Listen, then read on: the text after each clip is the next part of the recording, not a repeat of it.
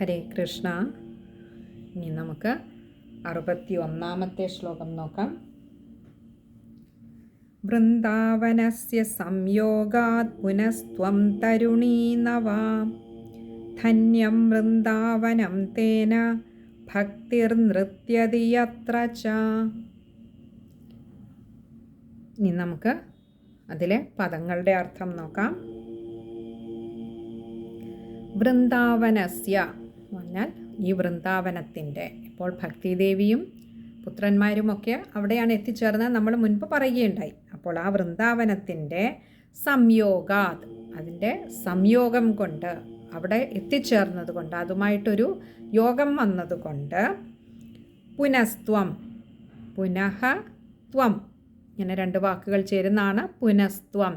പുനഃ എന്നാൽ വീണ്ടും, ത്വം, ത്വം എന്നാൽ അവിടുന്ന്, അല്ലയോ ഭക്തിദേവി അവിടുന്ന് ഈ വൃന്ദാവനത്തിൽ എത്തിച്ചേർന്നപ്പോൾ, വൃന്ദാവനവുമായി ഒരു സംയോഗമുണ്ടായപ്പോൾ അവിടുന്ന് പുനഃ വീണ്ടും, തരുണി നവ, തരുണി യുവതിയും, നവ എന്ന് പറഞ്ഞാൽ പുതിയതായി എന്ന് പറഞ്ഞാൽ ഇതുവരെ ഉണ്ടായിരുന്ന ക്ഷീണമെല്ലാം മാറി, ആ പറഞ്ഞു വന്ന വഴിയൊക്കെ ക്ഷീണിതയായിരുന്നു എന്ന് പറഞ്ഞു. പക്ഷെ ഇവിടെ എത്തിയപ്പോൾ ഭക്തിദേവി അവിടുത്തെ ക്ഷീണമൊക്കെ മാറി അവിടുന്ന് വളരെ ഫ്രഷായിരിക്കുന്നു, അവിടുന്ന് യുവതിയായി മാറിയിരിക്കുന്നു വീണ്ടും.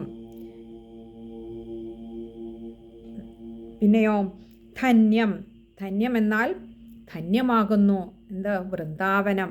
അതുകൊണ്ട് തന്നെ ഈ വൃന്ദാവനം അവിടുന്ന്, അല്ലയോ ഭക്തിദേവി അവിടുത്തെ സാന്നിധ്യം കൊണ്ട് ഈ വൃന്ദാവനം ധന്യമാകുന്നു. കാരണം തേന, തേന എന്നാൽ അതുകൊണ്ട്, ഭക്തിർനൃത്യതി, ഭക്തി നൃത്യതി, ഇങ്ങനെ രണ്ട് വാക്കുകൾ ചേരുന്നതാണ് ഭക്തിർനൃത്യതി.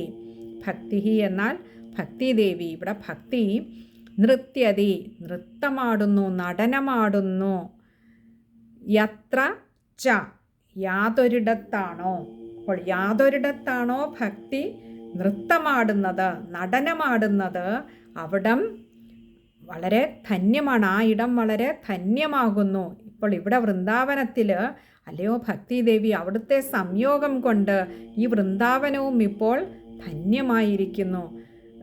ഇവിടെ പറയാണ്, വൃന്ദാവനത്തിൽ വന്ന, അല്ലെങ്കിൽ വൃന്ദാവനത്തിൽ എത്തിച്ചേർന്നത് കൊണ്ട്, അവിടുത്തെ സംയോഗം കൊണ്ട്, അല്ലയോ ഭക്തിദേവി അവിടുന്ന് വീണ്ടും അവിടുത്തെ താരുണ്യം തിരിച്ച് കിട്ടിയിരിക്കുന്നു, ഭക്തിദേവിക്ക് തിരികെ ലഭിച്ചിരിക്കുന്നു. അതുകൊണ്ട് ഭക്തിദേവി ഇപ്പോൾ സുന്ദരിയായ അല്ലെങ്കിൽ തരുണിയായിട്ടുള്ള ഒരു യുവതിയായി മാറിയിരിക്കുകയാണ്, വളരെ ചെറുപ്പമായി മാറിയിരിക്കുന്നു. അങ്ങനെയുള്ള ഭക്തിദേവി ഇവിടെ പറയാണ്, വൃന്ദാവനത്തിൽ അങ്ങനെ എത്തിയപ്പോൾ ഭക്തിദേവി തരുണിയാവാൻ കാരണം, ആ വൃന്ദാവനത്തിലാകെ ഭക്തി അങ്ങനെ തളം കെട്ടി നിൽക്കുകയാണ്.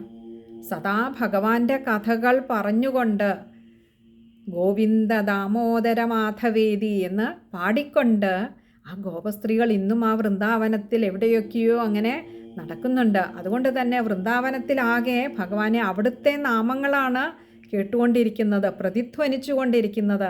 അവിടെ എത്തിയപ്പോൾ ഭക്തിദേവി, ഭക്തിക്ക് ഉണർവുണ്ടായി, ഭക്തിദേവി തരുണിയായി. കാരണം എങ്ങും എവിടെയും അന്തരീക്ഷമാകെ മാറ്റൊലിക്കൊള്ളുന്ന ഭഗവത് കീർത്തനത്തിനനുസരിച്ച്, ആ ഭഗവത് നാമത്തിനനുസരിച്ച് ഭഗവാൻ അവിടെ എവിടെയോ ഇരുന്ന് വായിച്ചു കൊണ്ടിരിക്കുന്ന പുല്ലാങ്കുഴലിൻ്റെ നാദത്തിനനുസരിച്ച് ഭക്തി അവിടെ നടനമാടുകയാണ്. എവിടെയാണോ ഭക്തി നടനമാടുന്നത് അവിടം ധന്യമാണ് ഈ വൃന്ദാവനം. അല്ലയോ ഭക്തിദേവി അവിടുത്തെ ഈ സംയോഗം കൊണ്ട് വൃന്ദാവനം ധന്യമാകുന്നു. എന്നാൽ ആ ഭക്തി നിറഞ്ഞു നിൽക്കുന്ന വൃന്ദാവനത്തിൽ പോലും അവിടുത്തെ പുത്രന്മാർ എഴുന്നേറ്റിട്ടില്ല. അതിനി അടുത്ത ശ്ലോകങ്ങളിൽ നമുക്ക് കാണാം. ഇവിടെ ഭക്തി നിറഞ്ഞു നിൽക്കുന്നുണ്ട്, വൃന്ദാവനത്തിൽ പോലും ഭക്തി നിറഞ്ഞു നിൽക്കുമ്പോഴും ജ്ഞാനവൈരാഗ്യങ്ങൾ ഉണർന്നിട്ടില്ല ഈ കലിയുഗത്തിൽ. കാരണം അവയൊക്കെ മൂടപ്പെട്ടിരിക്കുന്നു. ജ്ഞാനവും വൈരാഗ്യവുമാകുന്ന ആ അഗ്നി, ജ്ഞാനാഗ്നി ബാഹ്യമായ പ്രകടനങ്ങളിലൂടെ, അല്ലെങ്കിൽ നമ്മൾ കനലിൻ്റെ പുറത്ത്, തീക്കനലിൻ്റെ പുറത്ത് ചാരം തീക്കനലിനെ ചാരം മറയ്ക്കുന്നത് പോലെ ശരിയായ ജ്ഞാനാഗ്നിയെ മറച്ചുകൊണ്ട്, അല്ലെങ്കിൽ ജ്ഞാനവൈരാഗ്യങ്ങളെ മറച്ചുകൊണ്ട് ഭക്തി അങ്ങനെ ചാരത്തിൻ്റെ മേമ്പൊടി അണിഞ്ഞ് നിൽക്കുകയാണ്. എന്നാൽ വൃന്ദാവനത്തിൽ ഭക്തി സദാ നർത്തനമാടിക്കൊണ്ടിരിക്കുകയാണ്. ഭഗവാന്റെ കഥകൾ കേട്ട് കേട്ട് കേട്ട്, അല്ലെങ്കിൽ സദാ അവിടെ പ്രതിധ്വനിച്ചു കൊണ്ടിരിക്കുന്ന ആ ഒരു ഹരിനാമ കീർത്തനത്തിൽ, ഹരിയുടെ നാമസങ്കീർത്തനത്തിൽ ലയിച്ച് ഭക്തി അവിടെ നടനമാടുന്നുണ്ട്. അതുകൊണ്ട് തന്നെ അവിടെ എത്തിയപ്പോൾ ഭക്തിദേവി യുവതിയായി. പക്ഷെ ഉള്ളിലെ ജ്ഞാനാഗ്നി ഇപ്പോഴും ചാരം പൂശി തന്നെ കിടക്കുകയാണ് എന്നൊന്ന് സൂചിപ്പിക്കുക. അതിൻ്റെ വിശദമായിട്ട് നമ്മൾ ഇനിയും വരുന്ന ശ്ലോകങ്ങളിൽ കാണാം. അപ്പോൾ എവിടെയാണോ ഭക്തി നടനമാടുന്നത് അവിടം ധന്യമായ ഇടമാണ്. അത് ഒരു ഗൃഹമായിക്കോട്ടെ, ക്ഷേത്രമായിക്കോട്ടെ, സജ്ജനങ്ങൾ കൂടുന്ന ഇടമായിക്കോട്ടെ, ഭക്തിയാണ് വിഷയമെങ്കിൽ നമുക്ക് ആരോടൊക്കെ സംയോഗമുണ്ടായാലും, അവിടെ പറയുന്ന ഭഗവത് കഥകളാണെങ്കിൽ, സദാ മനസ്സു ജപിച്ചുകൊണ്ടിരിക്കുന്ന ഭഗവത് നാമമാണെങ്കിൽ, നമ്മൾ എവിടെ ഇരുന്നാലും ആ ഇരിക്കുന്നിടം ധന്യമായിരിക്കും, ആ ഇരിക്കുന്നിടം വൃന്ദാവനമായിരിക്കും. അത് സജ്ജനങ്ങൾ ഇരിക്കുന്നിടമൊക്കെ വൃന്ദാവനമാണ്. സത്സംഗങ്ങൾ നടക്കുന്നിടമൊക്കെ വൃന്ദാവനമാണ്. കാരണം അവിടമൊക്കെ ഭഗവാന്റെ കഥകളും ഭഗവാന്റെ നാമങ്ങളും ഭഗവാന്റെ ലീലകളും മാത്രമാണ് സദാ മുഴങ്ങിക്കൊണ്ടിരിക്കുന്നത്. ഭക്തിയിൽ അലിഞ്ഞു ചേർന്ന ഒരു അന്തരീക്ഷത്തിൽ ഇരിക്കുന്നിടം എവിടെയാണോ അവിടമൊക്കെ വൃന്ദാവനമാണ്. അവിടമൊക്കെ ഭക്തി അങ്ങനെ നടനമാടിക്കൊണ്ടിരിക്കും. ആ ചടുല താളങ്ങളിൽ ആ ഒരു അന്തരീക്ഷം മുഴുവൻ അങ്ങനെ അനന്തലഹരിയിലാവുന്നു.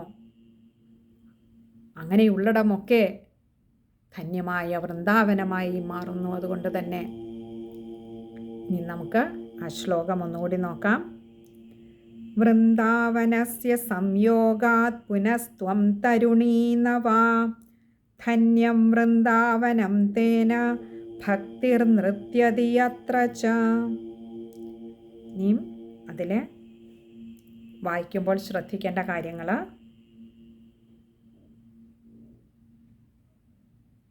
കുറച്ച് എളുപ്പമുള്ള ശ്ലോകമാണ്. അതുകൊണ്ട് പ്രത്യേകിച്ച് ഭക്തിർ നൃത്യതി, അതൊക്കെ നമ്മൾ നൃത്തം ചെയ്യുക, നടനം, അതൊക്കെ നമുക്ക് അറിയുന്ന വാക്കുകളാണ്. അപ്പോൾ ഇതിൽ പ്രത്യേകിച്ച് അങ്ങനെ ബുദ്ധിമുട്ടുള്ള വാക്കുകളില്ലാത്തത് കൊണ്ട് തന്നെ ഇതിലങ്ങനെ കാര്യമായിട്ടൊന്നും തന്നെ പറയേണ്ടതായിട്ടില്ല. എല്ലാവരും ശ്രദ്ധിച്ച് വായിക്കുക. ഹരേ കൃഷ്ണ.